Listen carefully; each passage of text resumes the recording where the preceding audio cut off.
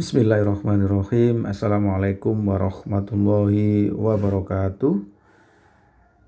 Pertama, marilah kita ucapkan rasa syukur kita kehadirat Allah Subhanahu wa taala dengan ucapan alhamdulillahirabbil alamin.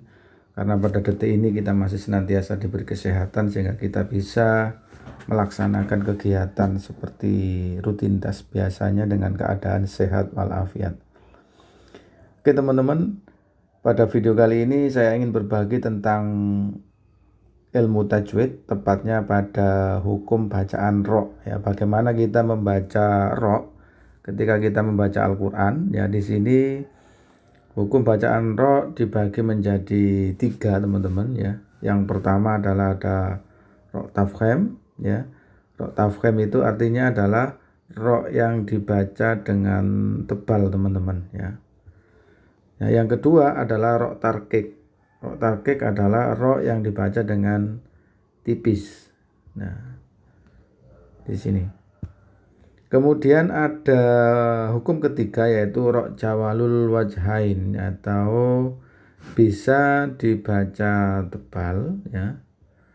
Atau juga bisa dibaca dengan tipis. Nah, seperti ini. Nah, bagaimana caranya? Lah, mari kita sama-sama belajar lagi tentang hukum bacaan ini. Oke, yang pertama kita bahas tentang masalah ro tafkhim terlebih dahulu. Oke. Nah, di sini dijelaskan bahwa ro tafkhim adalah cara membaca huruf dengan tafkhim atau tebal. Di sini, ya. Dengan tebal. Ro harus dibaca tafkhim atau tebal karena beberapa sebab. Contoh, yang pertama adalah ro yang berbaris fathah atau dhamma. Nah, di sini ada ro yang berbaris fathah. Contoh rasul. Nah, ro-nya ini harus dibaca dengan tebal. Tebal itu seperti dikuatkan, seperti itu maksudnya ya. Ini ro-nya ini harus dibaca dengan tebal. Kemudian rufata. Nah, ini ro-nya dibaca dengan tebal karena dia berbaris ro fathah atau dhamma. Seperti itu harus dibaca dengan tebal. Oke, yang kedua, ro yang bertanda sukun dan huruf sebelumnya berbaris fathah atau dhamma. Nah, di sini ada 2 contoh lagi.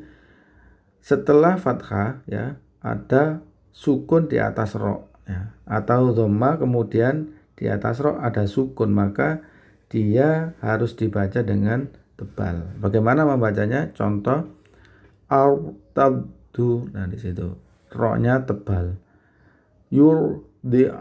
Nah, seperti itu. Maka hukum bacanya disebut dengan tafkhim. Ini ya, tabdu. Nah, ini yurdi'na. Nah, ini harus dibaca dengan tebal seperti ini. Oke, teman-teman. Lanjut lagi.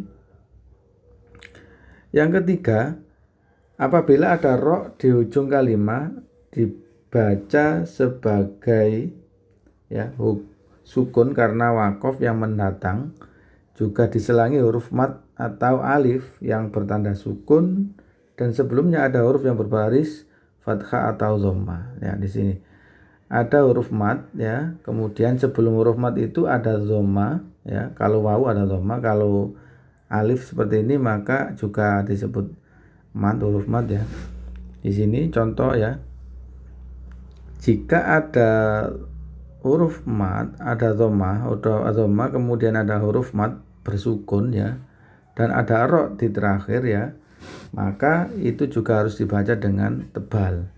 Seperti contoh yang kedua, al-abror. Nah, ror di sini harus dibaca tebal. Kenapa? Di sini ada huruf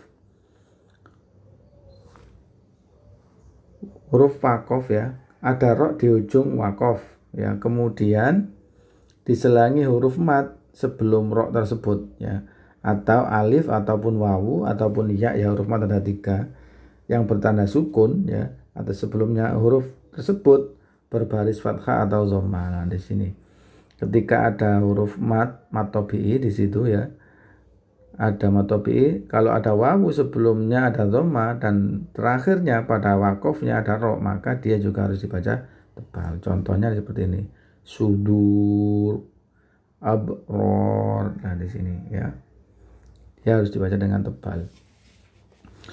Contoh yang keempat, hukum yang keempat ya, ro di ujung kalimat dibaca sebagai sukun karena wakof yang mendatang. Sebelumnya terdapat huruf mati selain huruf ya, dan sebelumnya lagi terdapat huruf berbaris fathah atau dhammah. Nah seperti ini. Contoh, watawasau bis sabr. Nah di sini ada huruf ro di penghujung wakof ya. Kemudian sebelum huruf ro tersebut ada huruf mati selain huruf ya, huruf ya, selain huruf ya, dan terdapat pada sebelumnya, sebelum huruf mati tersebut ada fathah atau dhammah ya, maka dia juga harus dibaca dengan tafkhim atau tebal. Contoh, bis sabr. Nah di sini bis sabr ini harus dibaca dengan tebal karena di sini ada fathah, ada sebelum ro ada ba bersukun. Nah sebelum ba bersukun ada fathah, maka dia harus dibaca tebal. Yang ini sebelum ro itu ada sin bersukun, sebelum sukun ini ada dhamma, maka dia juga ro-nya harus dibaca dengan tebal atau tafkhim. Nah oke.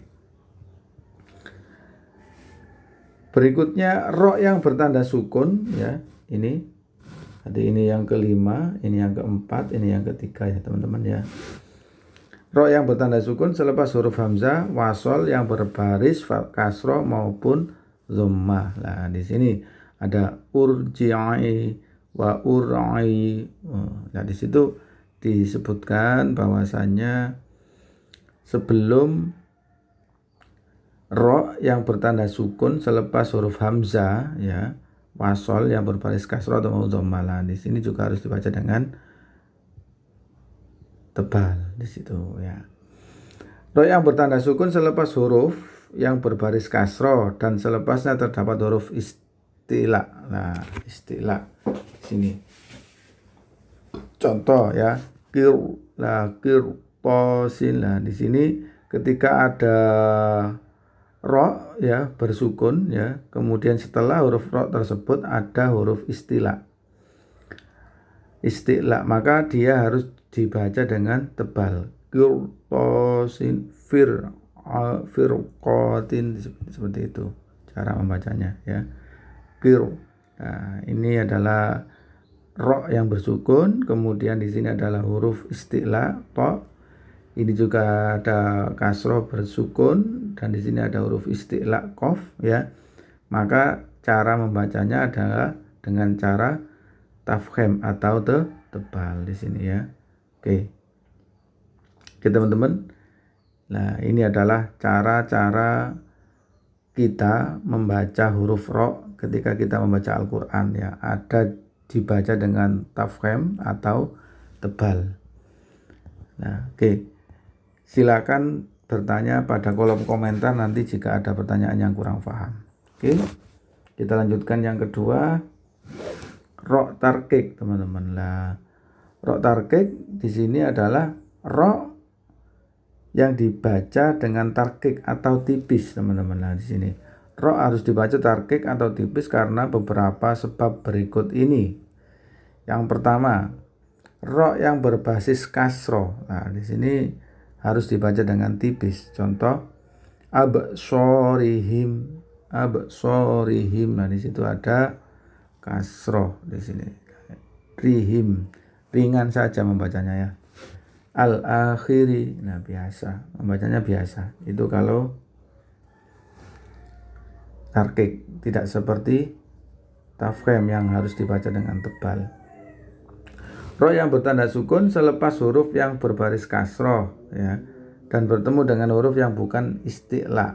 Contoh, wa'angzirhum. Lah di sini zirhum juga dibaca dengan tarkik, kasroh bertemu ra sukun Kemudian ada huruf isti'la, maka dia dibaca ringan.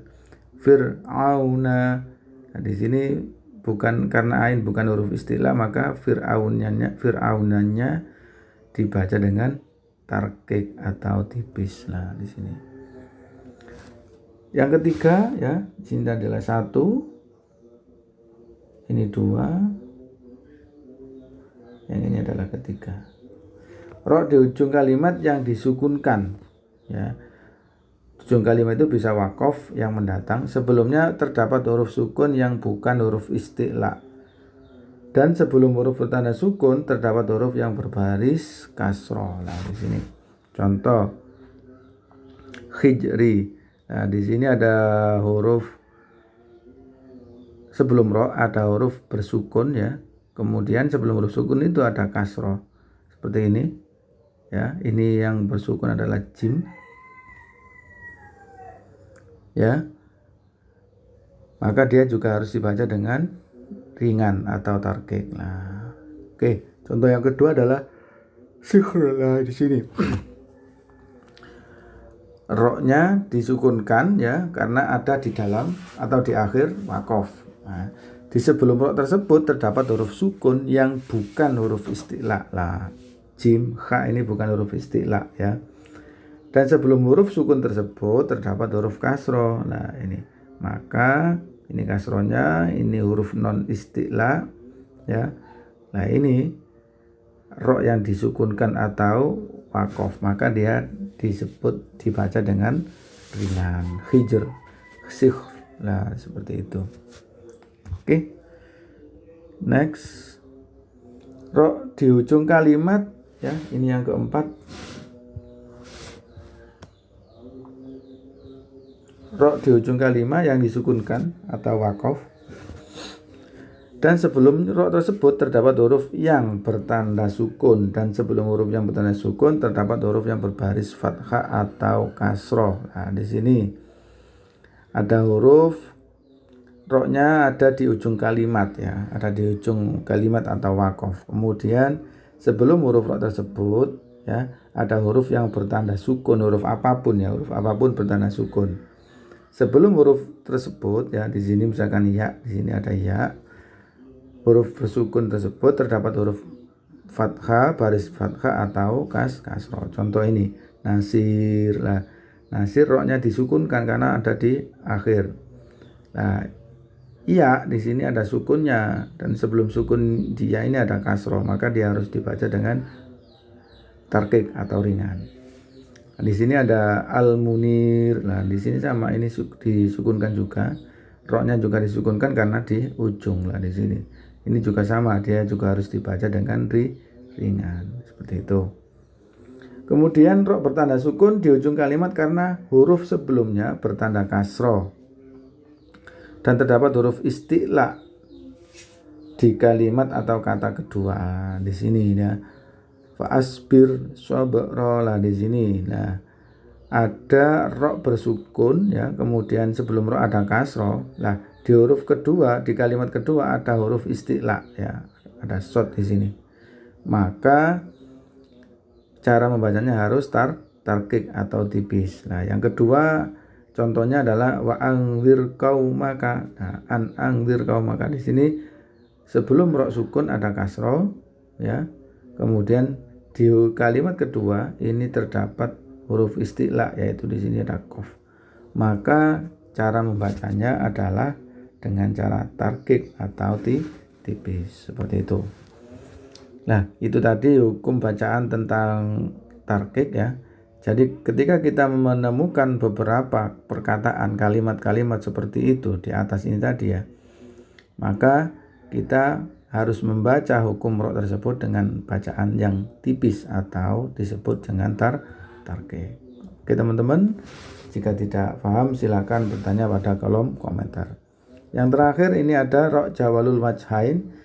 Pada yang ketiga, bab yang ketiga ini ro bisa dibaca tebal atau ro juga bisa dibaca dengan tipis atau tarqiq. Dengan catatan, cara membaca huruf ro dengan dua wajah maksudnya boleh ditebalkan atau ditipiskan. Ro boleh ditebalkan atau ditipiskan karena beberapa sebab berikut.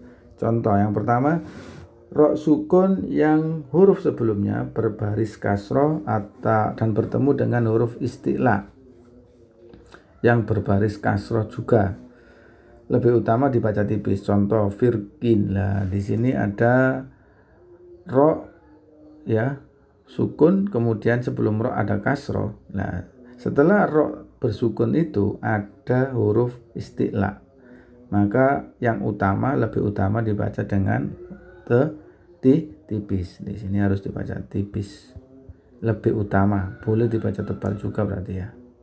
Nah, oke. Yang kedua, ro yang bersukun disukunkan di ujung kalimat wakof atau mendatang ya. Sebelumnya terdapat huruf isti'la bertanda sukun dan sebelum huruf isti'la ini ada huruf yang berbaris kasroh. Contoh, ini ada huruf isti'la to, kemudian huruf isti'la bersukun ini sebelumnya ada kasroh. Nah, maka ro yang terakhir yang diwakofkan ini harus dibaca dengan lebih utama, dibaca dengan tipis. Nah, itu. Contoh alaihi kitro, nah, ainal kitri. Nah, di situ ya. Oke teman-teman, itu tadi bab tentang ro. Jadi saya ulangi lagi, hukum membaca ro di dalam Al-Quran itu ada 3 macam teman-teman. Ada ro yang dibaca dengan tebal, tafkhim. Ada ro yang dibaca dengan tipis atau tarkik di sini ya. Kemudian ada ro yang dibaca dengan 2 wajah atau dibaca tebal boleh, dibaca dengan tipis juga boleh. Nah, namanya adalah ro jawalul wajhain. Ro jawalul wajhain, ro tafkhim dan ro tarkik. Nah, oke. Demikian yang dapat saya sampaikan. Semoga ilmu yang sangat singkat ini bermanfaat. Ihdinas siratal mustaqim. Assalamualaikum warahmatullahi wabarakatuh.